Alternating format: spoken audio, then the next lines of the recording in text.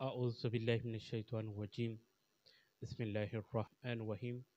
وضو کے صحیح ہونے کی شرائط، یعنی ان شرائط میں سے کوئی ایک شرط بھی فاقد ہو جائے، یعنی بھول جائیں یا اس کی رعایت نہ کی جائے تو آپ کا وضو باطل شمار ہوگا۔ ان میں سے پہلی شرط یہ کہ آپ کا پانی پاک ہو، اس میں کسی قسم کی نجاست و آلودگی شامل نہ ہو۔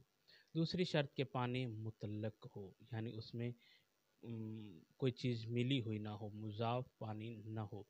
تیسری شرط کہ پانی مباح ہو، یعنی ایسا پانی جو غصب نہ کیا گیا ہو، یا ایسا پانی کہ جس کا مالک پانی وضو کے لیے استعمال کرنے کے لیے راضی ہو، وَإِلَّا آپ کا وضو باطل شمار ہوگا۔ چوتھی شرط کہ وضو کا برتن بھی مباح ہو، یعنی وہ بھی غصبی نہ ہو، یعنی اس کا مالک بھی آپ کے وضو کرنے پر راضی ہو۔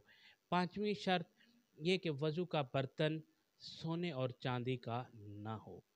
چھٹی شرط اعضائے وضو دھوتے وقت اور مسح کرتے وقت پاک ہوں، اور ہاں اگر ان اعضائے وضو میں سے کوئی اعضاء وضو کے بعد یا مسح کے بعد نجس ہو جائے تو آپ کا وضو ٹھیک ہے، لیکن ان اعضاء کو دھونا ضروری ہے۔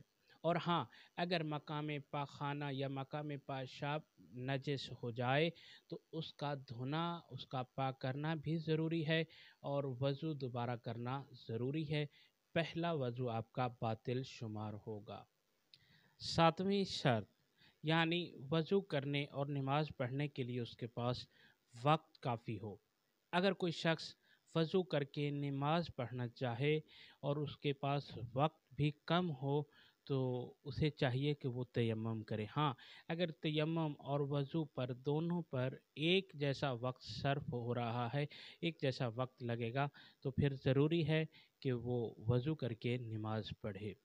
آٹھویں شرط وضو بقصد قربت کرے، یعنی ایسا نہیں کہ گرمی کی شدت کی وجہ سے اپنے جسم کو اعضائے وضو کو ٹھنڈا کرنے کے قصد سے، چہرہ دھونے کے قصد سے یا بازو دھونے کے قصد سے، تاکہ ٹھنڈے ہو جائیں گے اور پھر بعد میں کہے کہ میں اب وضو اس کو شمار کروں گا۔ نہیں، وہ آپ کا وضو شمار نہیں ہوگا، بلکہ جب آپ وضو کرنے لگیں تو پہلے آپ کا قصد، نیت وضو کی ہی ہونی چاہیے۔ یہ لازم نہیں ہے کہ آپ پہلے اس نیت کے الفاظوں کو زبان پر جاری کریں، فقط آپ کا ارادہ ہی کافی ہے کہ میں یہ وضو کر رہا ہوں، تو وہ آپ کا وضو کی نیت شمار ہوگا۔ نویں شرط یعنی وضو کے اعضاء کو جس ترتیب سے دھونے کا حکم دیا گیا ہے، یعنی وضو کی جو ترتیب بتلائی گئی ہے اس کی رعایت کرنا، یعنی پہلے چہرے کا دھونا، پھر دایاں بازو، پھر بایاں بازو، پھر سر کا مسح، اور پھر دایاں پاؤں کا مسح، پھر بائیں پاؤں کا مسح۔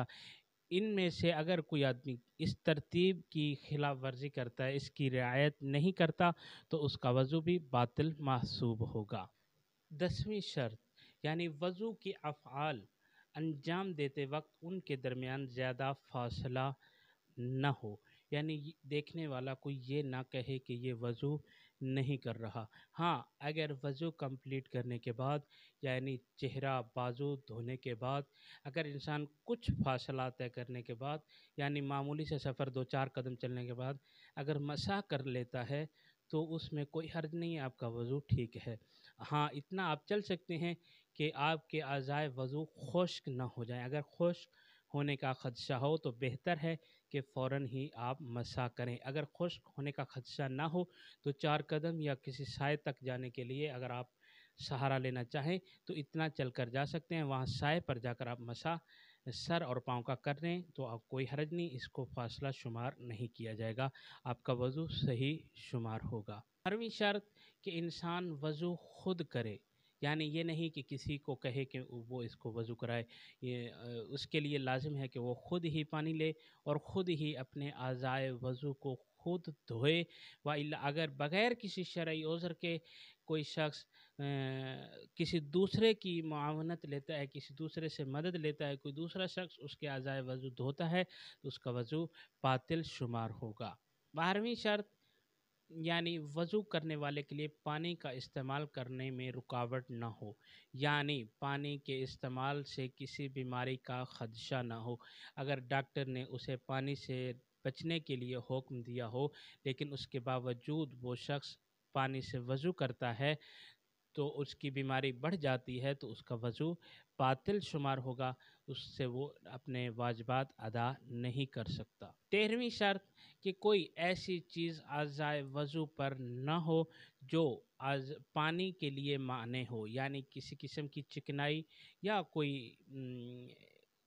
چسپ وغیرہ، ٹیپ وغیرہ جو پانی کے لیے مانع ہو، یا جس طرح نیل پالش یا کوئی مہندی وغیرہ ایسی جس کی تہ بن جاتی ہے، اگر وہ اعضائے وضو پر ہے تو اس کا وضو تب بھی صحیح شمار نہیں ہوگا، اس کو صاف کرنا ضروری ہے۔ اسی طرح اگر پینسل کا نشان آپ کے اعضائے وضو میں سے کسی جگہ پر ہے تو اس کو ختم کرنا بھی ضروری ہے، خصوصاً بال پینٹ جو پینسل ہوتی ہے اس کا نشان، اس کا اگر لکھا ہوا کسی جگہ پر ہے تو اس کو پاک کرنا ضروری ہے۔